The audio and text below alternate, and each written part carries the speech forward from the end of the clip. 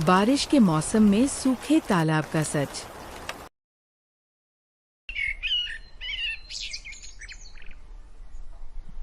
नमितापुर छोटे से गांव में अमित और उसकी बहन अपने नाना जी के घर आए हुए थे। उनके नाना मोतीलाल अपने गांव में सब्जियां बेचने का काम करते थे। उनका घर गांव के बीचों बीच में था। शाम होने पर घर में ठंडी हवाओं का झोंका सबका मन मोह लेती थी। लेकिन पहले ही दिन अमित और उसकी बहन राधा को लगा कि गांव का माहौल अजीब सा है। लोगों की चुप्पी और छाई उदासी कुछ अजीब ही थी। शाम ढलने पर अमित अपने नाना जी से पूछ पड़ता है, नाना जी, इस गांव के लोग कुछ अजीब से लगते हैं, जैसे कि इनकी कोई वस्तु खो गई हो, और पूछने पर कुछ बताते भी नहीं। अरे नहीं बेटा, ऐसी कोई बात नहीं है। सभी लोग तो बहुत ही अच्छे हैं। नहीं नाना जी, कुछ तो बात है। जरूर इस गांव में बहुत पहले कोई ना कोई घटना जरूर हो गई है, तभी ऐसे हैं सभी लोग। हाँ, बहुत पहले तो इस गांव में एक घटना हुई थी जो बहुत ही अजीब थी। कैसी घटना नाना जी? बहुत समय पहले इस गांव में एक जमींदार रहता था। सभी लोग उसकी बहुत ही इज्जत करते थे। यूं समझो कि वो हमारे गांव के लिए एक मसीहा ही था। उसने इस गांव को आगे बढ़ाने में बहुत ही योगदान दिया था। हमारे गांव के कुछ ही दूर पर एक तालाब था। एक दिन वह आधी रात को उस तालाब के पास गया। सभी के पूछने पर वह कुछ नहीं बताया और अगली सुबह उसकी लाश उस तालाब के किनारे पर मिली। तब से उस तालाब के पास कोई नहीं जाता। कुछ लोग उस तालाब के पास गए, वो भी जिंदा वापस नहीं आए। तुम दोनों वहां कभी मत जाना। ठीक है नाना जी, हम वहां नहीं जाएंगे। रात भर अमित को नींद नहीं आ रही थी। वो तालाब के ही बारे में सोच रहा था। सुबह ही उसकी बहन कहती है, अमित भैया चलो न, हम भी उस तालाब को जाकर देखें, आखिर वहां है क्या। हाँ, मैं भी यही सोच रहा था। हो सकता है जैसा हम सोच रहे हैं तालाब उससे बहुत अलग हो। हाँ, पर वहाँ हम किसके साथ जाएंगे? गांव में से तो कोई वहाँ नहीं जाएगा। सभी लोग उस तालाब से डरते हैं। अरे राधा, राखी तो तुम्हारी सहेली है, उससे कहो वो जरूर हमारे साथ जाएगी। उसे पता भी होगा तालाब किस ओर पड़ता है। वो दोनों राखी के घर जाते हैं। राखी पास के ही घर में रहती थी। वह अमित और राधा से बड़ी थी। उस गांव के गलियों और रहस्यों की उसे अच्छी खबर थी। राधा ने उसे आवाज लगाई और उसने अपनी माँ से इजाजत लेकर झट से तैयार हो गई। तीनों गांव के बाहर की ओर चल पड़े। रास्ते में खेतों की मेड़ पर चलते हुए दूर दूर तक फैली हरियाली को देखते हुए वह उस तालाब की ओर चले जा रहे थे। वह कुछ दूर ही चले तभी बहुत जोरों से तेज आंधी आ गई। रुक जाओ अमित, अब हमें उस तालाब के पास नहीं जाना चाहिए। मुझे लगता है नाना जी की बातें सही थी, उस तालाब में कुछ तो गड़बड़ है। ये तुम क्या कह रही हो? मैं यहाँ से वापस नहीं जाऊंगा। आज ही मैं उस तालाब का रहस्य सबके सामने करूंगा। कुछ ही देर में आंधी शांत हो जाती है और वो तीनों फिर तालाब की ओर चल पड़ते हैं। वो देखो, तालाब आ गया। यही वो तालाब है जिसके बारे में मैं भी बचपन से सुनती आई हूँ। ये तो सूखा हुआ लगता है, पानी कहाँ है? नाना जी ने तो कहा था तालाब है, पर ये तो बस मिट्टी और कंकड़ ही दिख रहे हैं। कई सालों से सूखा है राधा, पर लोग कहते हैं रात को यहाँ पानी की छप छप सुनाई देती है। छप छप की आवाज, शायद कोई मछली या मेढक कूद रहे होंगे। सूखे तालाब में मछली, हाँ मजेदार बात है। मजाक मत करो अमित। मेरे दादाजी ने बताया कि रामलाल की मौत इसी तालाब में हुई और तुरंत इस तालाब का पानी सूख गया। तब से आज तक यह तालाब सूखा पड़ा है। इससे पहले यहाँ बहुत पानी था। इसमें बहुत सारी मछलियाँ भी थी, पर अब सब खत्म हो गया। ये भी तो हो सकता है ये सब एक इत्तेफाक हो और लोग जानबूझकर इस तालाब के बारे में अलग अलग कहानियां सुनाकर सबको डराते हैं। मुझे तो ये सब बकवास लगता है। पर सच में कुछ हुआ तो? अमित देखो ये जगह कितने सन्नाटे वाली है, हवा भी अजीब सी चल रही है, कुछ ठीक नहीं लग रहा। हाँ, और यहाँ पेड़ों की छाया भी अजीब सी लगती है, जैसे कोई हमें देख रहा हो। चलो वापस चले, मुझे डर लग रहा है। अरे अभी तो आए हैं, थोड़ा और देखते हैं। डरने की क्या बात है, दिन का उजाला है, कुछ नहीं होगा। तीनों तालाब के किनारे की ओर गए।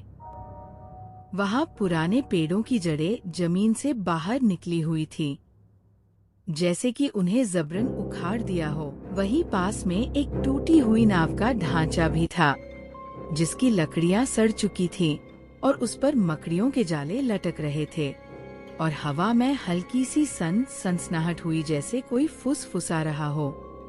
राधा और राखी थोड़ा पीछे हट गए, लेकिन अमित तालाब के पास जाने लगा। अमित, वो आवाज क्या थी? जैसे कोई बातें कर रहा हो। मुझे तो बहुत डर लग रहा है। तुम दोनों डर क्यों रही हो? यहाँ कुछ भी तो नहीं, सिर्फ हल्की सी बहती हुई हवा और नाव का टूटा हुआ टुकड़ा, और क्या? नहीं अमित, मुझे ऐसा लग रहा है जैसे कोई हमें देख रहा है। यहाँ से चलो अमित। ठीक है, चलो थोड़ा और आगे चलकर देखते हैं। वो देखो, वहाँ कुछ पत्थर पड़े हैं, जैसे कोई पुराना सामान हो। अमित, सच में वापस चले, मुझे डर लग रहा है। तुम हमारी बात को क्यों नहीं मान रहे हो? हमें यहाँ आए हुए भी बहुत समय हो गया। तभी अचानक एक जोरदार आवाज आई, जैसे कोई भारी चीज जमीन पर धम से गिरा हो, और हवा भी बहुत जोर से बहने लगी। वो तीनों फटाफट वहाँ से भागे। उनकी कदमों से उड़ती हुई धूल हवा में मिल रही थी। गांव की सीमा तक पहुँचते पहुँचते उनकी सांसें फूल गई। घर पहुँचते ही अमित और राधा के नाना उनसे पूछ पड़ते हैं, तुम दोनों कहाँ चले गए थे? मैं पूरे गांव में तुम दोनों को ढूंढ रहा था। नाना जी, हम तालाब देखने गए थे, आपकी बात नहीं मानी, माफ कर दीजिए। तालाब? मैंने तुम दोनों को मना किया था ना। नाना जी, सच में वहाँ कुछ अजीब सा था। एक जोर की आवाज आई, जैसे कुछ गिरा हो, और हवा बहुत तेज हो गई। वहाँ गांव का ही एक बुजुर्ग आदमी हरिया भी था। बच्चों की बातें सुनकर उसने कहा, डर गए ना? मैंने कहा था मोती चाचा, ये बच्चे मानेंगे नहीं। जवान खून है, रहस्य देखने की चाहत जो ठहरी। हरिया मामा, आप तो जानते हैं ना वहाँ क्या है, सब कुछ सच सच बताइए। तो सुनो, रामलाल की मौत कोई रहस्य नहीं। सच बात तो यह थी कि वह एक शराब की आदी था। शराब पीकर वह एक रात तालाब में गिर गया और उसी में डूबकर मर गया। पर गांव वालों ने इसे भूत की कहानी बता दिया ताकि वहां कोई नहीं जाए। डर का फायदा उठाया। मतलब सब झूठ था, वहाँ कोई आत्मा नहीं, कोई भूत नहीं। हाँ, पर उस तालाब में एक सच छुपा है। वहाँ पुराने जमाने का खजाना दबा हुआ है। रामलाल उसी खजाने की खोज में जाकर मर गया। खजाना? सोने चांदी का खजाना? हाँ, पर वह खजाना कोई नहीं निकाल सकता। लोग कहते हैं आज तक जिसने भी उस खजाने को निकालने की कोशिश भी की वो मर गया। हरिया, तुम बच्चों को उकसाओ मत। तो वो आवाजें जो हमने सुनी वो क्या थीं? शायद हवा थी या कुछ और, लेकिन डरने की कोई बात नहीं। तुम तीनों उस तालाब का अच्छे से पता लगाओ, हो सकता है तुम तीनों की वजह से वह खजाना मिल जाए। अगली सुबह तीनों की नींद देर से खुली रात की घटना अभी भी उनके दिमाग में घूम रही थी। चाय पीते हुए अमित ने कहा, अब डर का कोई मतलब नहीं। अगर खजाने की बात सत्य है तो हमें उस ढूंढना चाहिए। राधा और राखी भी तैयार हो गए। उन्होंने सोचा कि सरपंच जी से बात करनी चाहिए, शायद उन्हें कुछ और पता हो। दोपहर में वो सरपंच जी के घर पहुँचे। सरपंच जी, क्या सच में तालाब में खजाना है? हरिया मामा हमसे कह रहे थे कि वहाँ बरसों पुराना खजाना छिपा है। हाँ बेटा, यह बात बिल्कुल सही है। उस तालाब में खजाना है, पर उसे निकालने की किसी में भी हिम्मत नहीं। सभी लोग उस तालाब से डरते हैं। क्या आपने उस खजाने को निकालने की कोशिश नहीं की? मैं जब तुम्हारे उम्र का था तब कई बार वहां जाने के बारे में सोचा, लेकिन गांव वाले मुझे भी वहां जाने से मना कर देते थे और फिर मैंने खजाने के बारे में कभी नहीं सोचा।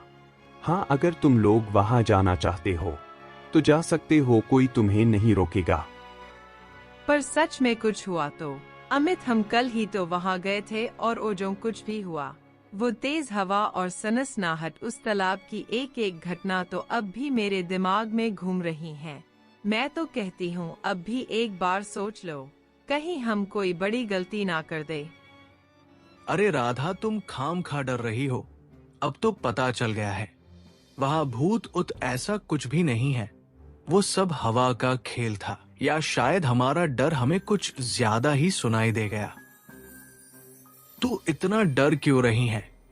कल तो हम भागे थे, पर आज कहता हूँ चलो एक बार फिर चलते हैं। इस बार डरने की कोई बात नहीं, हम सभी गांव वालों को अपने साथ लेकर चलेंगे।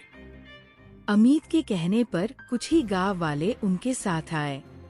उसी गांव का एक आदमी उस तालाब को खोदने लगा। कुछ दूर खोदने पर एक चमकीली वस्तु दिखाई दी। ये क्या है? कहीं खजाना इसी में तो नहीं? उसे देखने के लिए सरपंच जी नीचे आए और अमित से बोले। अमित बेटा, इस चमकीले वस्तु को बाहर निकालो। बाहर निकालने पर उस वस्तु के अंदर ढेर सारा खजाना निकला। इतना सारा खजाना इस तालाब में था, हमने तो सोचा भी नहीं था। हाँ, इस खजाने पर गांव वालों का ही हक होगा। आज तुम तीनों ने बहुत ही अच्छा काम किया।